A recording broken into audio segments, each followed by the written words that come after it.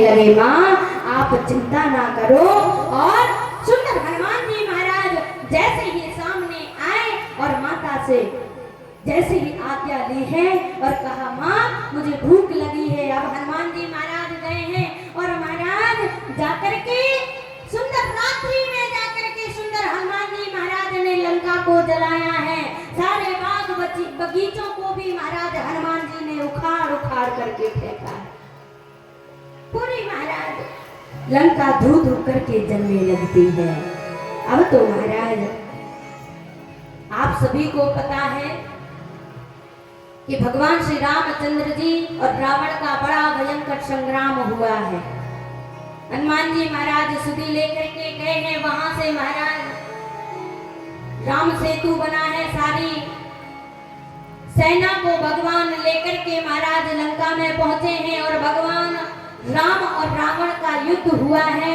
लेकिन महाराज जब राम और रावण का युद्ध होता है तो महाराज उसमें कौन पराजित होता है? रावण। धर्म और अधर्म की जब लड़ाई होती है तो महाराज कौन पराजित होता है? अधर्म। सत्य की जीत होती है।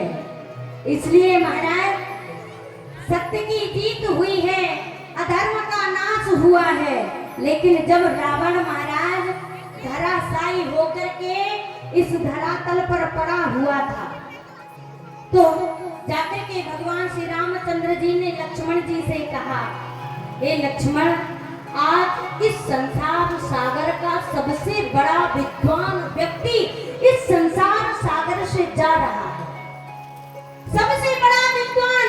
इसलिए हे लक्ष्मण मैं चाहता हूँ कि जो इसके अंदर भरा हुआ है वो जाकर के तुम भी महाराज उससे बाहर निकलवाओ, जिससे ये सारा संसार भी जान सके कि रावण कितना बड़ा महाराज विद्वान था। जाओ पहचान। अब तो जहाँ पर रावण धराशायी पड़ा हुआ था वहीं पर जाकर के महाराज लक्ष्मण जी गए हैं और सिर के सिरहाने खड़े हो गए।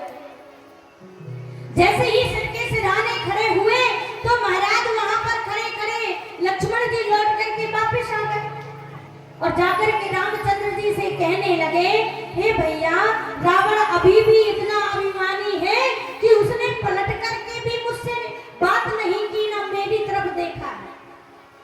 भगवान राम ने कहा, एक बात बताओ तुम कहां पर खड़े हुए थे?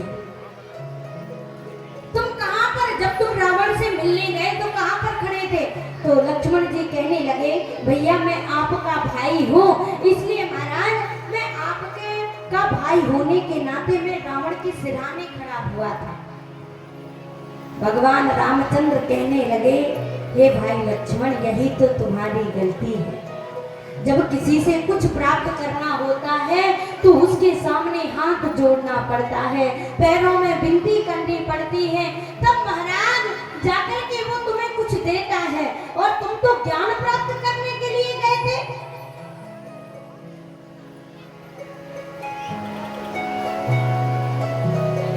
तुम तो ज्ञान प्राप्त करने के लिए गए थे, तुम कैसे सिराने खड़े हो सकते हो? तो जैसे ही कहा, अब तो महाराज कहा जाओ दोबारा से जाओ और उसके चरणों के पास खड़े होना।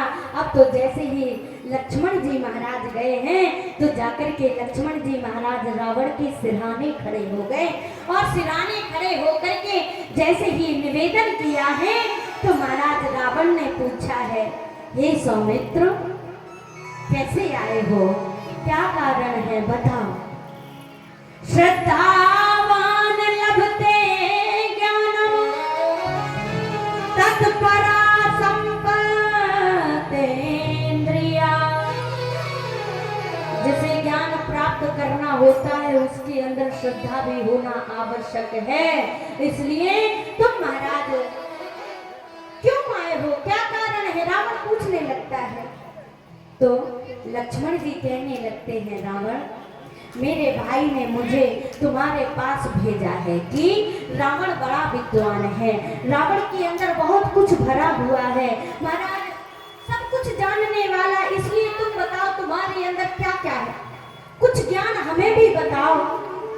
तो रावण कहने लगता है, वाह सौमित्र जिसका भाई चारों वेदों का ज्ञाता हो, है जिसका महाराज भाई, जिसके वेद भी नेति नेति करके जिसको पुकारते हो, आज उसका भाई मेरे सामने आकर के खड़ा है कि मैं कुछ उसे प्राप्त करवा दूं।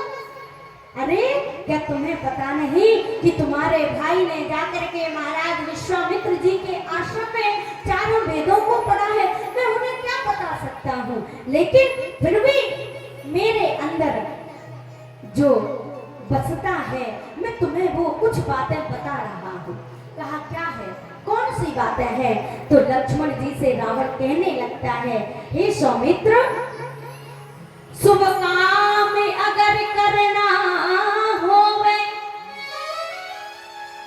पल मात्र की देरी नहीं करे, हो अशुभ कर्म यदि संभावित तो टाले जितना वह टाल सके। ए भैया, हे सौमित्र, अगर तुम्हें कोई शुभ कार्य करना है तो एक मिनट भी महाराज, एक क्षण भी महाराज देरी नहीं लगाना चाहिए। आपके हृदय में विचार चला कि हमें सत्यनारायण की कथा करवाना है, हमें भागवत कथा करवाना है, हमें राम कथा करवाना है, हमें यज्ञ करवाना है, तो एक क्षण भी विचार नहीं करना चाहिए और उस कार्य में जुट जाना चाहिए। लेकिन अगर अशुभ कार्य करना हो, वह कैसा अशुभ कार्य? अगर किसी से लड़ाई करना हो, झगड़ा करना हो, गाली देना हो, नाना प्रकार के अगर पाप करना हो, तो महाराज उसके लिए थोड़ा विचार करना अति आवश्यक है। जितना टाले वह टाल सके,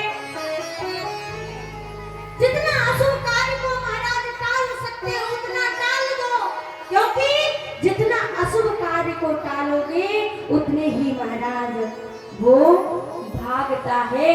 इसलिए अशुभ कार्य को टालना चाहिए और शुभ कार्य में देरी नहीं करनी चाहिए। कहा है क्या, काल करे सो आज कर, आज करे सो अब, पल में प्रलय होएगी, बहुर करोगे कब। लेकिन लोग बात कहते हैं महाराज अबे थोड़ी ना भगवान को भजन करने को समय आओ। ध्यान से सुनियो सब जने, वाकई